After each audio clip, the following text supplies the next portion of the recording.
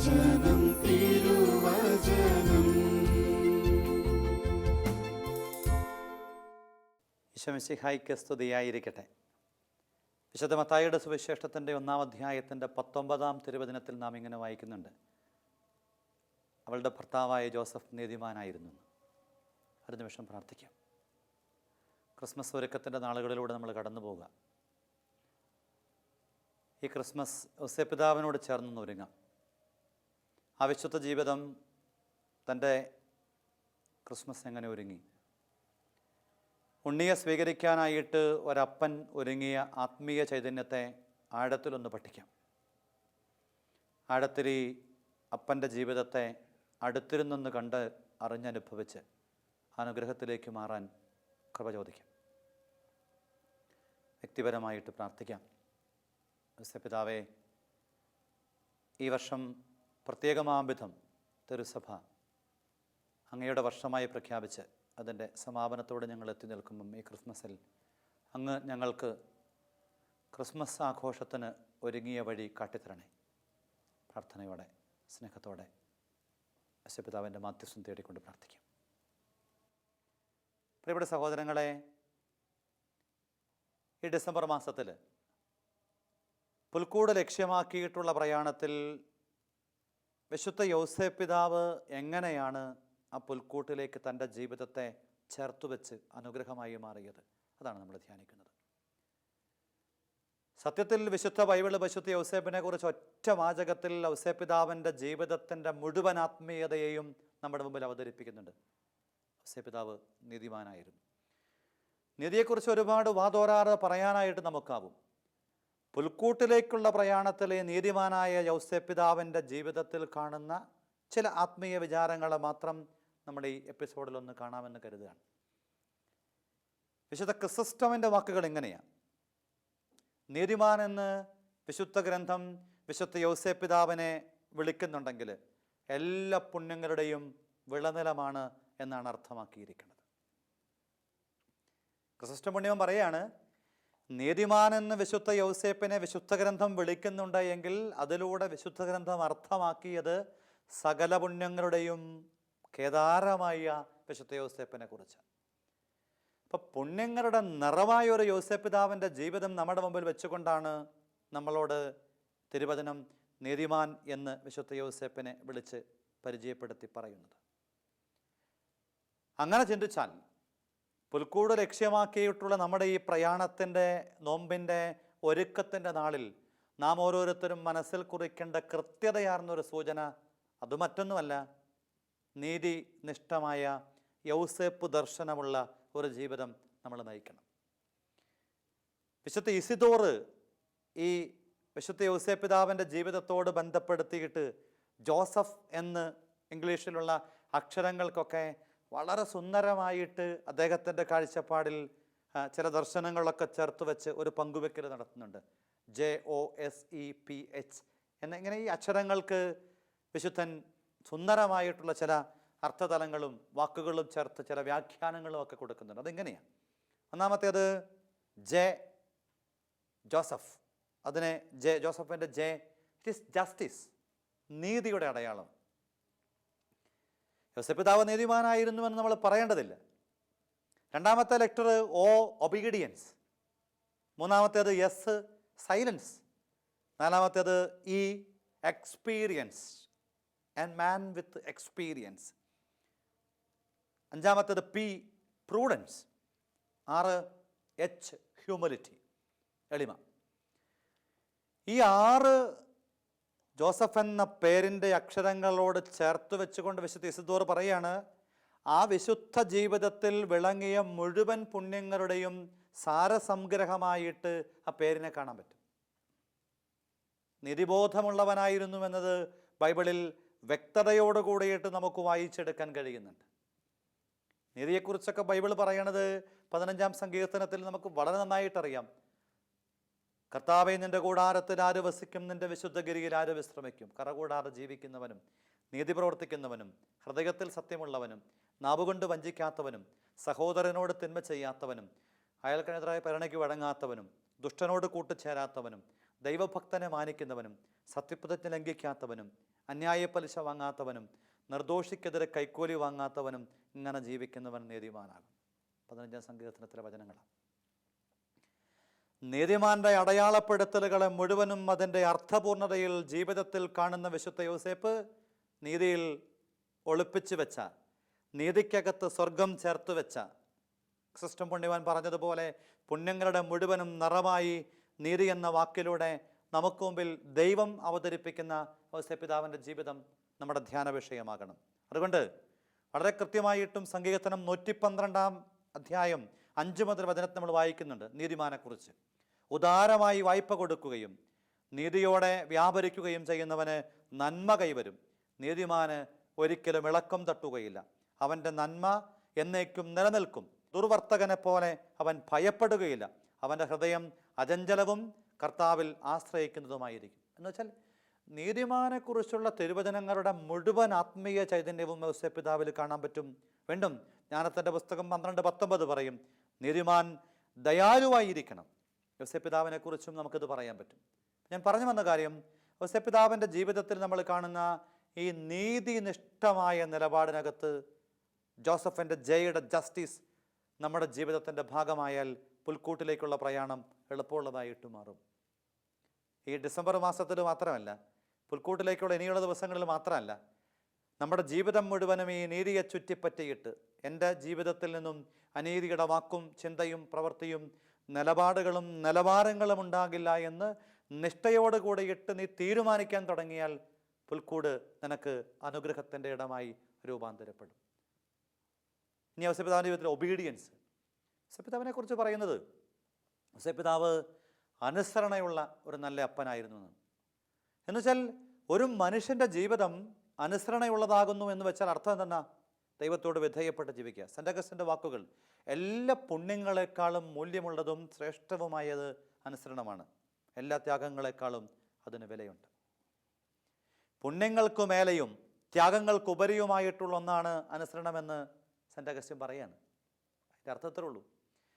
ഒരു വിശ്വാസിയുടെ ജീവിതത്തിൽ അനുസരണം വഴിയായി വിശുദ്ധ യോസേപ്പിനെ അനുകരിച്ചാൽ, വിശുദ്ധ യോസേപ്പിതാവിൻ്റെ ജീവിതത്തോട് ചേർന്നാൽ നാം പോലും അറിയാതെ നമ്മുടെ ജീവിതത്തിൽ പുൽക്കൂട് ലക്ഷ്യമാക്കിയുള്ള യാത്ര കൂടുതൽ സുഖകരമായിട്ട് മാറും. അനുസരിക്കുക എന്ന് വെച്ചാൽ എളുപ്പമൊന്നുമല്ല, ഏറ്റവും പ്രയാസകരമായ പുണ്യം എന്നൊക്കെയാണ് ആത്മീയ പിതാക്കന്മാർ വിളിക്കുന്നത്. അന്ധമായ അനുസരണയെക്കുറിച്ചല്ല പറയുന്നത്. അടിസ്ഥാനപരമായിട്ട് സത്യനീതി ധർമ്മബോധങ്ങൾ കൊണ്ട് നിറഞ്ഞ ഒരു കാര്യത്തിന് അനുസരണക്കേട് പാടില്ല. എതിരായിട്ടുള്ള ചിന്തകളും അഭിപ്രായങ്ങളും ഒക്കെ ഉണ്ടാവും. പക്ഷേ ആത്യന്തികമായിട്ട് സംവിധാനത്തോടും അധികാരത്തോടുമൊക്കെ നമ്മൾ കാണിക്കുന്നത് അനുസരണമാവണം.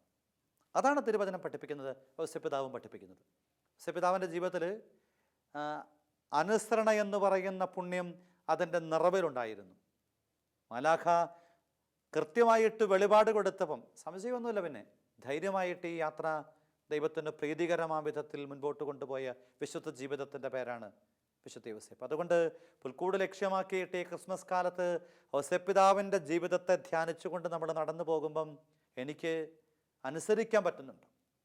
അത് സന്യാസത്തിൻ്റെ മാത്രം ഒരു വ്രതബദ്ധ ജീവിതത്തിൻ്റെ മാത്രം ഉത്തരവാദിത്വമായി കാണാൻ പാടില്ല. ഏതു ജീവിതാന്തസ്സിൽപ്പെട്ടവർക്കും അധികാരത്തോടും അധികാരിയോടും ഉണ്ടായിരിക്കേണ്ട ആദരവിൻ്റെ അനുസരണത്തിൻ്റെ ആത്മീയത അവിടെ ഉണ്ട്. അത് കുറവ് വരാതെ സൂക്ഷിക്കാൻ നമുക്ക് സാധ്യമാവട്ടെ. മൂന്നാമത്തെ പേരിൻ്റെ സൈലൻസ്, നിശബ്ദത. യോസേപ്പിതാവിനെ കുറിച്ച് പറയണത് മൗനത്തിൻ്റെ ആചാര്യനെന്ന്. യോസേപ്പിതാവ് ഇങ്ങനെ നിശബ്ദതയുടെ സാധന കൊണ്ട് സ്വർഗത്തിൻ്റെ സാധ്യതകളെ കണ്ടെത്തിയവന്. നിശബ്ദതയുടെ സാധന കൊണ്ട്, നിശബ്ദമായ സാധന കൊണ്ട് അനന്തമായ സ്വർഗീയ സാധ്യത തുറന്നവന്. ഇങ്ങനെ ദൈവത്തിൻ്റെ മുമ്പിൽ ഇരിക്കുകയാണ്. ജീവിത പങ്കാളിയോടൊക്കെ ബന്ധപ്പെട്ട് ഇത്രയും ഭാരത്തോടു കൂടെ കഴിയുന്നൊരു മനുഷ്യന് എങ്ങനെ ഇത്ര ശാന്തമായിട്ടിരിക്കാൻ പറ്റും? നിശബ്ദത എന്നൊക്കെ പറയണത് അഗാധങ്ങളെ തൊടുന്ന ഒരു ആത്മീയതയാണ്. ചുമ്മാ ഒരു അനങ്ങാതിരിക്കുന്നൊന്നുമല്ല. അത്രയ്ക്ക് കൃത്യതയോട് കൂടെയിട്ട് ആയിരിക്കാൻ പറ്റും. ദൈവം ഓരോ വ്യക്തിയോടും ഈ കാലഘട്ടത്തിൽ ആവശ്യപ്പെടുന്നത് സമാനമായ ചിന്തയാണെന്നൊക്കെ തോന്നുന്നുണ്ട്. ഇന്ന് വല്ലാത്ത ബഹളത്തിൻ്റെ ലോകത്തിലാണ് ജീവിക്കണേ. ക്രിസ്മസ് എന്നൊക്കെ പറയണത് കുറച്ച് ദിവസമൊക്കെ നമുക്ക് വേണമെങ്കിൽ ടി വിയോ വാട്സപ്പോ ഫേസ്ബുക്കോ മൊബൈൽ ഫോണോ ഒക്കെ ഒന്ന് അടച്ച് ദൈവത്തോടൊക്കെ ഒന്ന് ആലോചന ചോദിക്കാൻ, ഹൃദയത്തിൽ ഈ ദൈവസാന്നിധ്യത്തെ ഒന്ന് അറിയാനും അനുഭവിക്കാനും ഒക്കെ പറ്റുന്നുണ്ട്.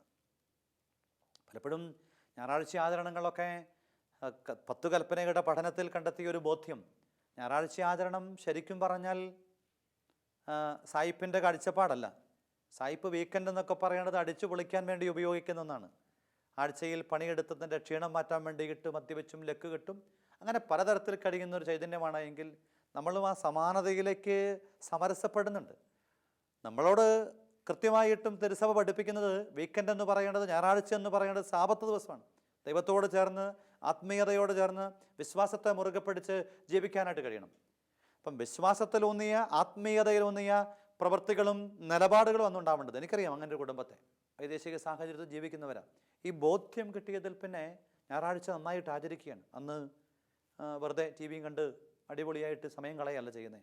അന്ന് കുറേ സമയം ബൈബിൾ വായിക്കുന്നു, ആത്മീയ കാര്യങ്ങൾ ചിന്തിക്കുന്നു, ചെയ്യുന്നു, ആത്മീയ പ്രോഗ്രാമുകളിൽ പങ്കെടുക്കുന്നു, ഏതെങ്കിലുമൊക്കെ രോഗികളെ സന്ദർശിക്കുന്നു. ഇതൊരു ചൈതന്യമായി സ്വീകരിച്ചവർ എനിക്കറിയാം. സൈലൻസ് ഔസേപ്പിതാവിൻ്റെ ജീവിതത്തിൽ കാണുന്ന, അതും നമ്മുടെ ജീവിതത്തിൽ ഈ ക്രിസ്മസിനോട് അടുത്ത ദിവസങ്ങളിലൊക്കെ തെല്ലൊന്ന് മൗനമായിട്ട് തിരുമുമ്പിലിരിക്കാൻ, സ്വസ്ഥതയോടുകൂടെ ശാന്തതയോടുകൂടെ ഇട്ട് വലിയ പിടപ്പൊന്നും ഇല്ലാണ്ടൊന്ന് ഇരിക്കാൻ പറ്റുമോ? അതിനുവേണ്ടി സാധിക്കട്ടെ. അടുത്തത് എക്സ്പീരിയൻസ്, ഒരു അനുഭവത്തിൻ്റെ തലമാണ്. യൗസേപ്പിതാവ് ഒരു തരത്തിൽ പറഞ്ഞാൽ ജീവിതത്തിൽ ഈ അനുഭവങ്ങളെ മനസ്സിലാക്കിയ മനുഷ്യനാണ്. അതായത് ദൈവാനുഭവത്തെ കൃത്യമായിട്ടും ഔസേപ്പിതാവിൻ്റെ ജീവിതത്തിൽ മനസ്സിലാക്കി. അതുകൊണ്ടാണ് പരിശുദ്ധ അമ്മയ്ക്ക് ഉദരത്തിൽ ഈശോനെ സ്വീകരിക്കാൻ കഴിഞ്ഞപ്പം വിശുദ്ധ യൗസേപ്പിന് അനുഭവം കൊണ്ട് ഹൃദയത്തിലാണ് ഉണ്ണിയെ സ്വീകരിക്കാനായിട്ട് കഴിഞ്ഞത്. അമ്മ തൻ്റെ ഉദരത്തിൽ വഹിച്ചവനെ യൗസേപ്പിതാവ് ഹൃദയത്തിൽ വഹിച്ചു. ഉദരത്തിൽ വഹിക്കുന്നത് കുറച്ചും കൂടെ പെട്ടെന്ന് മനസ്സിലാകുന്നതാണ് എങ്കിൽ ഹൃദയത്തിൽ വഹിക്കുന്നത് കൂടുതൽ ബുദ്ധിമുട്ടുള്ളതാണ്. കാരണം എന്താ, ചുറ്റുപാടുള്ളവർക്ക് കാട്ടിക്കൊടുക്കാനായിട്ട് അവിടെ ഒന്നും അവശേഷിക്കുന്നില്ലാത്തത് കൊണ്ട്. അതുകൊണ്ട് ചില ആൾക്കാരൊക്കെ പറയും പുറത്തുള്ള വേദനകളൊക്കെ കുറച്ചും കൂടെ കംഫർട്ടബിളാണ്, ഉള്ളിലെ നീറ്റലും വേദനയും അത് പറഞ്ഞറിയിക്കാനാവില്ല. പരിശുദ്ധയമ്മ ഗർഭിണിയാണ് എന്ന് പറഞ്ഞാൽ അമ്മയെ കാണുന്നവർക്കൊക്കെ അത് മനസ്സിലാകും. ഔസേപ്പിതാവ് മനസ്സാവാച കർമ്മണ, ഈ കർമ്മത്തിൻ്റെ ഭാഗമല്ലാതിരുന്നവൻ അതിൻ്റെ ഉത്തരവാദിയാണ് എന്ന് പറഞ്ഞാൽ അത് മനസ്സിലാക്കൽ അത്ര എളുപ്പമല്ല. അപ്പം ഈ ഹൃദയത്തിൽ ഉണ്ണിയെ സ്വീകരിച്ചവൻ വിശുദ്ധ യൗസേപ്പാണെങ്കിൽ ഉദരത്തിൽ ഉണ്ണിയെ സ്വീകരിച്ച പരിശുദ്ധ അമ്മയാണ്. അപ്പം അതുകൊണ്ട് ഈ അനുഭവത്തെ ഏറെ ഗൗരവത്തോടുകൂടി എടുക്കുന്ന ഒരാത്മീയ വിചാരത്തിൻ്റെ ഉടയവൻ്റെ പേരാണ്, ഉടമസ്ഥൻ്റെ പേരാണ് വിശുദ്ധ യൗസേപ്പ്. അപ്പം ആധികാരികമായിട്ട് ജീവിതത്തിൽ അനുഭവിച്ചറിഞ്ഞതിനെ പങ്കുവെക്കുന്ന ഔസേപ്പിതാവിൻ്റെ ജീവിത ദർശനങ്ങൾ നമുക്കും ഉണ്ടാവണം. ഞാൻ പറഞ്ഞു വന്നതിൻ്റെ ചുരുക്കം ഇതാണ്. ക്രിസ്മസിന് വേണ്ടി ഒരുങ്ങുമ്പം നമുക്ക് ഒരു ദൈവാനുഭവത്തിന് വേണ്ടിയുള്ള വലിയ ദാഹം ഉണ്ടാവണം. ചുമ്മാ ഇങ്ങനെ എല്ലാ കൊല്ലവും വരുന്ന പോലെ ക്രിസ്മസ് വന്നു, നോമ്പ് വീടി, കുറച്ച് ഇറച്ചിയും മീനും ഒക്കെ മേടിച്ചു കഴിച്ചു, അല്ലെങ്കിൽ മറ്റു പല കാര്യങ്ങളും ആഘോഷങ്ങളും ഒക്കെയായി അതിലേക്ക് പരിമിതപ്പെടാൻ പാടില്ല.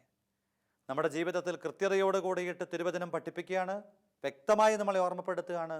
നാം ഓരോരുത്തരും തിരിച്ചറിയണം, ഈ ദൈവാനുഭവത്തിൻ്റെ തലത്തിലേക്ക് ജീവിതം മാറാൻ, ജീവിതത്തെ മാറ്റാൻ നമുക്ക് സാധിക്കണം. അടുത്തത് പ്രൂഡൻസ് ആണ്, വിവേകം. വിവേകിയായിരുന്ന വിശുദ്ധ യൗസേപ്പിതാവ് എന്ന കാര്യത്തിൽ സംശയമില്ല. അതായത് ദൈവിക വെളിപാടുകളെ അന്ധമായിട്ടനുസരിക്കുന്നതോടൊപ്പം തന്നെ വിവേകത്തോടു കൂടിയിട്ട് നിലപാടെടുക്കാനായിട്ട് വിശുദ്ധ യൗസേപ്പിന് കഴിഞ്ഞു. അതുകൊണ്ട് ആത്മീയ പിതാക്കന്മാരൊക്കെ യൗസേപ്പിതാവിനെ കുറിച്ച് പഠിപ്പിക്കുമ്പോൾ പറയുന്നത്, വിശുദ്ധ യൗസേപ്പിതാവിൽ പുണ്യങ്ങളെല്ലാം അതിൻ്റെ നിറവിൽ വിളങ്ങിയിരുന്നു. ഭദ്രപ്രിയ പുണ്യവാൻ പറയുന്നുണ്ട്, എല്ലാ മേഖലയിലും മാധ്യസ്ഥം വഹിക്കാൻ കഴിവുള്ള വിശുദ്ധനാണ് വിശുദ്ധ യൗസേപ്പിതാവ്. ഭൂമിയിൽ ജീവിച്ചിരുന്ന കാലത്ത് ഈശോ യൗസേപ്പിതാവിനെ അനുസരിച്ചതുപോലെ ഔസേപ്പിതാവിൻ്റെ പ്രാർത്ഥനകളും മാധ്യസ്ഥവും സ്വർഗം ഒരു കൽപ്പന പോലെ കണക്കാക്കി അനുസരിക്കും. ഭദ്രപ്രിയ പുണ്യവാൻ പറഞ്ഞു വെച്ചതാണ്. അത്രയ്ക്ക് കരുതലോടെ, അപ്പം വിവേകത്തോടെ മാത്രമേ വിശുദ്ധ യൗസേപ്പിതാവ് ജീവിതത്തിൽ ഇടപെട്ടിട്ടുള്ളൂ, ഇടപെടുകയുമുള്ളൂ. അതുകൊണ്ട് യൗസേപ്പിതാവിൻ്റെ മാധ്യസ്ഥം തേടുമ്പം നമ്മൾ വിവേകത്തിന് വേണ്ടി നന്നായിട്ട് പ്രാർത്ഥിക്കണം. ഒരു കാര്യത്തിൻ്റെ നന്മയും തിന്മയും തിരിച്ചറിയാനായിട്ട്, ശരി തെറ്റുകളെ മനസ്സിലാക്കാനായിട്ട് വിവേകം തരണേ. സോളമൻ പ്രാർത്ഥിച്ചതുപോലെ ഈ ജനത്തെ നയിക്കാൻ വേണ്ട വിവേകം എനിക്ക് തരണേ. ശക്തമായിട്ട് പ്രാർത്ഥിക്കണം. ഈ കാലഘട്ടത്തിലൊക്കെ മാതാപിതാക്കൾ ക്രിസ്മസിന് ഒരുങ്ങുമ്പോഴൊക്കെ ശക്തമായി പ്രാർത്ഥിക്കേണ്ട ഒരു വിഷയം, തമ്പുരാനെ മക്കൾക്ക് വിവേകം കൊടുക്കണേ എന്ന് മാത്രം പ്രാർത്ഥിച്ച പോരാ, മാതാപിതാക്കൾക്കും മക്കളുടെ പോക്ക്, അവരുടെ നിലപാടുകൾ, സംസാരത്തിലും പെരുമാറ്റത്തിലും അവരുടെ ആഭിമുഖ്യങ്ങളിലും ഉണ്ടാകുന്ന മാറ്റം, ഇത് മനസ്സിലാക്കാൻ തക്ക വിധമുള്ള വിവേകം എനിക്ക് തരണേ.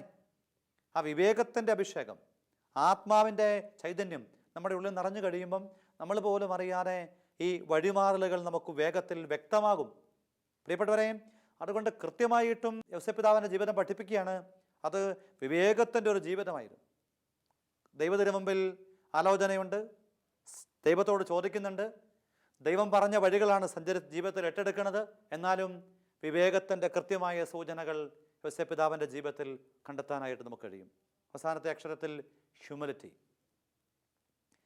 പരിശുദ്ധയമ്മ എളിമയുടെ നിറകുടമായിരുന്നുവെങ്കിൽ സെൻ്റ് അഗസ്റ്റിനൊക്കെ പറയും, ഈ പരിശുദ്ധയമ്മ ബ്രഹ്മചാരിയും എളിമയുള്ളവളും അനുഗ്രഹീതയുമായ പരിശുദ്ധയമ്മയെ അതേ കൃപയോടുകൂടിയിട്ട് ജീവിതത്തിൽ കൊണ്ടു നടന്ന് സ്വർഗത്തിൻ്റെ പദ്ധതികളെ, സ്വർഗത്തിൻ്റെ നിയോഗങ്ങളെ ഭൂമിയിൽ നിറവേറ്റാൻ സഹായിച്ച വിശുദ്ധ യോസേപ്പിതാവും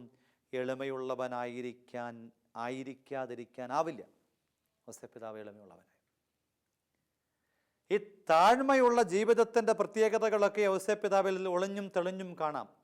ഈ താഴ്മയുള്ള ജീവിതങ്ങൾക്കാണ് ദൈവത്തിൻ്റെ തിരുമനസ്സിൻ്റെ മുമ്പിൽ കൈകൂപ്പി നിൽക്കാനായിട്ട് ആദരവോടെ അമ്മ ലൂക്കാ 1:38 പറഞ്ഞതുപോലെ, ഇതാ കർത്താവിൻ്റെ ദാസി എന്ന് പറഞ്ഞതുപോലെ, ഈ വിശുദ്ധ ജീവിതവും വാക്കുകളിലൂടെ അല്ലാതെ ജീവിതം കൊണ്ട് ലോകത്തോട് വിളിച്ചു പറഞ്ഞു, എളിമയുള്ള ജീവിതമാണ് എന്ന്. ഇതാ ദൈവത്തിൻ്റെ ഹിതം എന്നിൽ നിറവേറട്ടെ എന്ന്. അപ്പോൾ വിശുദ്ധ ഇസിദോറിൻ്റെ വാക്കുകളിലൂടെ നമ്മൾ ജോസഫ് എന്ന അക്ഷരത്തിലൂടെ വെളിവാക്കപ്പെടുന്ന ആത്മീയ ചൈതന്യത്തെ ഒന്ന് മനസ്സിലാക്കി. ഈ യോസേപ്പിതാവിൻ്റെ വർഷത്തിൻ്റെ സമാപനത്തിലെത്തി നിൽക്കുമ്പം ഈ ഉണ്ണിയേശുവിൻ്റെ പിറവിക്ക് വേണ്ടിയുള്ള ഒരുക്കം അതിൻ്റെ തീക്ഷ്ണഭാവത്തിൽ നമ്മുടെ ജീവിതത്തിൽ കൊണ്ടു നടക്കുമ്പം നമ്മൾ ഓരോരുത്തരും ചോദിക്കണം, എൻ്റെ ജീവിതത്തിൽ നീതിനിഷ്ഠമായ ഒരു ജീവിതമാണോ ഉള്ളത്? എനിക്ക് നിശബ്ദതയെ സ്നേഹിക്കാൻ, അനുസരിക്കാൻ, അനുഭവങ്ങളെ ജീവിതത്തിൽ ആധികാരികമായിട്ട് കൊണ്ടു നടക്കാൻ, വിവേകത്തോടെ ജീവിക്കാൻ, എളിമയോടെ വ്യാപരിക്കാനൊക്കെ പറ്റുന്നുണ്ടോ? ഇന്ന് പലപ്പോഴും ഈ നല്ലയപ്പൻ്റെ ചിത്രങ്ങളൊക്കെ നമ്മുടെ ജീവിതത്തിൽ നിന്ന് നഷ്ടപ്പെട്ടു പോയി. നല്ല അപ്പൻ എന്നൊക്കെ പറഞ്ഞ് ആരാണെന്നൊക്കെ ചോദിക്കുന്ന ഒരു കാലം വന്നിരിക്കുക. അങ്ങനെയൊക്കെ ഉണ്ടോ എന്നൊക്കെ ചിന്തിക്കുന്ന ഒരു സംസ്കാരം വന്നിരിക്കുക. അവിടെ നല്ലയപ്പൻ്റെ മനോഹരമായ ചിത്രം വിശുദ്ധ യോസേപ്പ് നമുക്ക് വേണ്ടിയിട്ട് നൽകുന്നുണ്ട്. അപ്പനിങ്ങനെ പിന്നണിയിൽ, പിന്നാമ്പുറത്ത്, ആരും കാണാതെ എത്ര മനോഹരമാണെന്നറിയണ്ടേ. അതാണ് ഫ്രാൻസിസ് മാർപ്പാപ്പ അപ്പൻ്റെ ഹൃദയത്തോടെ എന്ന് പറയുന്ന അപ്പസ്തോലിക പ്രബോധനത്തിൽ പറഞ്ഞത്. വിശുദ്ധ യോസേപ്പ് പിന്നണിയിലായിരുന്നു, ഒരു നിഴലായിരുന്നു. ഇങ്ങനെ പിന്നാമ്പുറത്തൊരു മനുഷ്യനിങ്ങനെ നിൽക്കുകയാണ്, ഒരിക്കലും വേദിയിൽ പ്രത്യക്ഷപ്പെടാതെ, എന്നാൽ നല്ല കരുത്തോടെ, നല്ല കാരിരുമ്പിൻ്റെ ഉറപ്പോടെ പിന്നണിയിൽ ഇങ്ങനെ നിൽക്കുകയാണ്, ഉറപ്പോടെ, അഭിഷേകത്തോടെ. ആ വിശുദ്ധ യോസേപ്പിതാവ് നമ്മളോട് പറയാണ്, ഈ ഉണ്ണിയേശുവിൻ്റെ പിറവിക്ക് വേണ്ടിയുള്ള ഒരുക്കത്തിൻ്റെ ഈ ക്രിസ്മസ് കാലത്ത് നമ്മൾ ഓരോരുത്തരും ചോദിക്കണം, ഈ അപ്പൻ്റെ ചുവട് പിടിച്ച് ജീവിതയാത്ര ചെയ്യുമ്പം നമ്മുടെ ഉള്ളിൽ ഉണ്ടാകേണ്ടത് എന്തൊക്കെ ചൈതന്യമാണ്? നമ്മുടെ ഉള്ളിൽ വരുത്തേണ്ട മാറ്റങ്ങൾ എന്തൊക്കെയാണ്? അപ്പനിൽ നിന്നും ആർജിച്ചെടുക്കേണ്ട അനുഗ്രഹങ്ങൾ എന്തൊക്കെയാണ്? അപ്പൻ്റെ ഹൃദയത്തോടെ എന്നൊക്കെ ഫ്രാൻസിസ് മാർപ്പാപ്പ പറഞ്ഞത് ഈ ക്രിസ്മസ് കാലത്ത് നമ്മൾ ധ്യാനിക്കണം, നല്ലതാണ്. ആ അപ്പൻ്റെ ഹൃദയത്തിന് ഈ ലോകത്തോട് ഒരുപാട് കാര്യങ്ങൾ പറയാനുണ്ടായിരുന്നു. എന്നുവെച്ചാൽ സഹനങ്ങളെ രക്ഷാകരമാക്കാൻ ആ ഹൃദയം ചില മന്ത്രങ്ങളൊക്കെ ലോകത്തിന് നൽകുന്നുണ്ട്. ദൈവിക പദ്ധതികളെ ലക്ഷ്യത്തിലെത്തിക്കാൻ വേണ്ടിയിട്ട് ഏത് പ്രതിസന്ധിയിലൂടെയും കടന്നു പോകുമ്പം ദൈവം കൂടെയുണ്ട് എന്ന് ജീവിതം കൊണ്ട് അടിവരയിട്ട് ഉറപ്പിച്ചിട്ടാണ് വിശുദ്ധ യോസേപ്പിതാവിൻ്റെ ഹൃദയം ഈ ഭൂമിയിൽ ജീവിച്ചു തീർത്തത്. യോസേപ്പിതാവിനെ കുറിച്ച് പഠിച്ചപ്പം വളരെ സുന്ദരമായി തോന്നിയ ഒരു സാധനമാണ് മാലാഖയപ്പൻ എന്ന് പറയുന്ന ഒരു ചിത്രം. യോസേപ്പിതാവിൻ്റെ ജീവിതത്തെക്കുറിച്ച് മാലാഖയപ്പൻ എന്താണെന്ന് വെച്ചാൽ, ഈശോ ഇങ്ങനെ ഗത്സമനിയിൽ ചങ്കുപൊട്ടി ചോര ഉയർത്ത് പ്രാർത്ഥിക്കുകയാണ്. അപ്പോൾ ഈശോയെ സമാശ്വസിപ്പിക്കാനായിട്ട് മാലാഖ വന്നു. ഈശോ മാലാഖയുടെ തോളിൽ ചാരി ഇരിക്കുന്ന ഒരു ചിത്രമാണത്. ആ ചിത്രത്തിൽ ഈ മാലാഖയുടെ മുഖം യോസേപ്പിതാവിൻ്റെ മുഖമാണ്. ഈ മാലാഖയുടെ മുഖം യോസേപ്പിതാവിൻ്റെ മുഖമാണ്. എന്നിട്ട് ഈ ആത്മീയ ചിന്തകൻ, ഈ പടം വരച്ചയാൾ പറയാണ് മാലാഖയപ്പൻ എന്ന് വെച്ചാൽ, ഈശോയുടെ ഗത്സമനി അനുഭവത്തിൽ മാലാഖയുടെ രൂപത്തിൽ അവിടെ കടന്നു വന്ന് യോസേപ്പിതാവിൻ്റെ ജീവിതത്തിന് താങ്ങ്, ബലം, കരുത്തു പകർന്നത് യോസേപ്പിതാവ് എന്ന് പറയുന്നത്. നമ്മൾ ഓരോരുത്തരും ഈ ക്രിസ്മസ് ഒരുക്ക കാലത്തിൽ ഈ മാലാഖയപ്പൻ്റെ മനസ്സ് ജീവിതത്തിൻ്റെ ഭാഗമാക്കേണ്ടത് അനുഗ്രഹമാണ്. ഒരു നല്ല അപ്പൻ്റെ ഹൃദയത്തെ ഈ യോസേപ്പ് പിതാവിൻ്റെ ജീവിതത്തിൽ വായിച്ചെടുക്കാമെങ്കിൽ അത്ഭുതകരമായി നമ്മുടെ ജീവിതത്തിലേക്ക് അത് മാറ്റം അതിന് കാരണമായിട്ട് മാറും. ആത്മാർത്ഥമായിട്ട് യോസേപ്പ് പിതാവിനോട് ചേർന്ന് നമ്മൾ ഈ ക്രിസ്മസ് ഒരുക്കം നടത്തുമ്പം നമ്മുടെ ഉള്ളിൽ സൂക്ഷിക്കേണ്ട മറ്റൊരു പ്രധാനപ്പെട്ട വിചാരമാണ്, നമ്മൾ ഓരോരുത്തരും ഏതു ജീവിതാന്തസ്സിലാണ് എങ്കിലും അതിനോട് 100% വിശ്വസ്തയോടുകൂടിയിട്ടായിരിക്കണം. അവിശ്വസ്തത കൊണ്ട് ലോകമെന്ന് ഭാരപ്പെട്ടുവെന്ന് ഒരാത്മീയ പിതാവ് കുറിച്ച് വെച്ചത് ഓർക്കാണ്. അവിശ്വസ്തത കൊണ്ട് എല്ലാ ജീവിതാന്തസ്സിലും പെട്ടവരെ ഇന്ന് കണ്ടെത്തിയിരിക്കുന്ന ഒരു മാർഗമായിട്ട് അവിശ്വസ്തത മാറി എന്നൊക്കെ പറയേണ്ടി വരും. അത് കുടുംബജീവിതത്തിലും സന്യാസത്തിലും സമർപ്പിത ജീവിതത്തിലുമൊക്കെ അവിശ്വസ്തതയോടുകൂടെ വ്യാപരിക്കുന്ന ആളുകളുടെ എണ്ണം ഏറി വരുന്നു. ഭയത്തോടെ നമ്മൾ കാണണം. യോസേപ്പ് പിതാവിൻ്റെ ജീവിതത്തെക്കുറിച്ച് അമ്മ ത്രേസ്യ പറയണത്, തൻ്റെ ജീവിതത്തിൽ അമ്മ ത്രേസ്യ പറയാണ്, വിശുദ്ധ യോസേപ്പിലൂടെ ഞാൻ പ്രാർത്ഥിച്ചവയൊക്കെ സ്വർഗം എനിക്കായിട്ട് ഒരുക്കി തന്നിട്ടുണ്ട്. എൻ്റെ ആത്മീയ ജീവിതത്തിൻ്റെ വളർച്ചയിൽ വിശുദ്ധ യോസേപ്പിൻ്റെ സ്ഥാനം വളരെ പ്രധാനപ്പെട്ടതാണ്. ആ വിശുദ്ധൻ ജീവിതത്തിൽ എനിക്കായിട്ട് സ്വർഗത്തിൽ നിന്നും വാങ്ങിത്തന്നത് എന്നും അനുസ്മരിച്ച് വലിയ കടപ്പാടുള്ള ഒരു നല്ല മകളായി ഞാൻ ജീവിതത്തിൽ വ്യാപരിക്കും. എന്നുവെച്ചാൽ യോസേപ്പ് പിതാവിലൂടെ അനുഗ്രഹങ്ങൾ ഒരുപാട് കിട്ടിയ ഒരമ്മ, ഒരാത്മീയ ദർശനം കിട്ടിയ അമ്മ ത്രേസ്യ പറയാണ്, ഈ വിശുദ്ധൻ്റെ ജീവിതമാണ് എൻ്റെ ജീവിതത്തിൽ ഇത്രയ്ക്ക് അനുഗ്രഹത്തിന് കാരണമായി സഹായകമായി മാറിയിട്ടുള്ളത്. അൽഫോൻസ് ഗ്രിഗോരി പുണ്യവാൻ പറയുന്നുണ്ട്, യോസേപ്പ് പിതാവിനോട് ചേർന്ന് ദൈവത്തിന് മുമ്പിലേക്ക്, ഈശോയുടെ സന്നദ്ധിയിലേക്ക് നമ്മുടെ അപേക്ഷയുമായി ചെന്നാൽ അവിടെ അത്ഭുതകരമായിട്ടുള്ള ദൈവിക ഇടപെടലുണ്ടാകും. കാരണം അത്രയ്ക്ക് വിലയുണ്ട് ദൈവ തിരുമുമ്പിൽ സ്വർഗത്തിൽ യോസേപ്പ് പിതാവൻ. അപ്പോൾ ഈ ക്രിസ്മസിന് വേണ്ടി നമ്മൾ യോസേപ്പ് പിതാവിനോട് ചേർന്ന് ഒരുങ്ങുമ്പം യോസേപ്പ് പിതാവിൻ്റെ ജീവിതത്തിൽ കാണുന്ന ഈ ഒരു ചൈതന്യം, വിശ്വസ്തയോടെ കൂടെ ദൈവത്തിൻ്റെ സ്വരത്തിന് കാതുകൊടുത്ത ഒരു വിശുദ്ധ ജീവിതം, സങ്കല്പിക്കാൻ കഴിയാത്ത വിധം സഹനങ്ങളും നൊമ്പരങ്ങളുമൊക്കെ ആ ജീവിതത്തെ ഭാരപ്പെടുത്തിയപ്പോഴും അവിടെ അടിപതറാതെ ദൈവത്തിൽ ഇങ്ങനെ ചേർന്ന് നിന്ന ഒരു അഭിഷേകത്തിൻ്റെ ജീവിതം, ഒരപ്പൻ സഹായിക്കാൻ വരുമെന്ന് ഉറപ്പുള്ള ഒരു മകൻ്റെ മനസ്സോട് കൂടിയിട്ട് ഈജിപ്തിലേക്കുള്ള പലായനത്തിലും യോസേപ്പ് പിതാവിനുണ്ടായിരുന്ന ഉറപ്പെന്ന ദൈവം എന്നെ ഒറ്റയ്ക്ക് വിടില്ല. പുൽക്കൂട് ലക്ഷ്യമാക്കി നമ്മൾ യാത്ര ചെയ്യുമ്പോൾ നമ്മുടെ ഉള്ളിലുണ്ടാകണം, ദൈവം എന്നെ ഒറ്റയ്ക്ക് വിടില്ല. അമ്മയ്ക്ക് പ്രതിസന്ധികളെ അതിജീവിക്കാനായിട്ട് കായികമായിട്ടും വൈകാരികമായിട്ടും മാനസികമായിട്ടും കരുത്ത് കുറയുമ്പോഴും അപ്പൻ കൂടെയുണ്ട് എന്ന ഒറ്റയുറപ്പ് യോസേപ്പ് പിതാവ് കൊടുത്ത ഉറപ്പത കൂടെയുണ്ട്. യോസേപ്പ് പിതാവ് പഠിച്ചത് ദൈവത്തോട് ചേർന്ന് ദൈവത്തിൻ്റെ ഒപ്പം നിന്ന് പഠിച്ച ആത്മീയ ചൈതന്യം.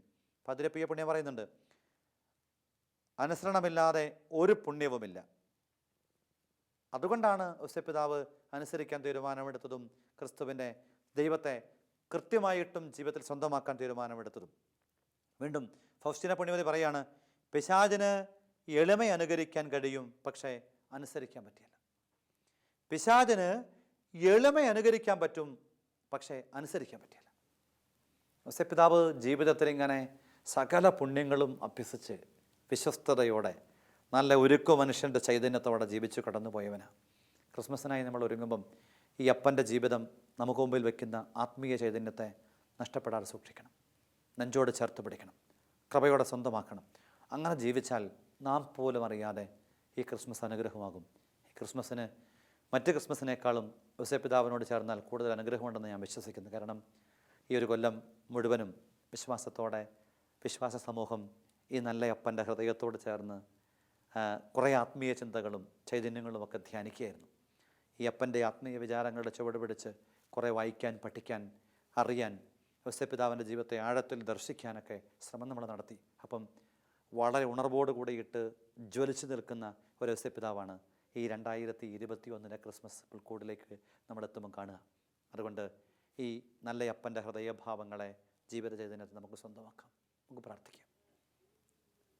സകല പുണ്യങ്ങളും നിറവിലുണ്ട് എന്ന് സൂചിപ്പിക്കാൻ ചേർത്ത് വെച്ച നീതിമാൻ എന്ന സുവിശേഷത്തിലെ പ്രയോഗം എല്ലാ നന്മകളുമുള്ള ജീവിതമായിരുന്നു. സങ്കല്പാതീതമായിട്ടുള്ള അനുഗ്രഹങ്ങളുണ്ടായിരുന്നു. നീതിയുള്ള, അനുസരണയുള്ള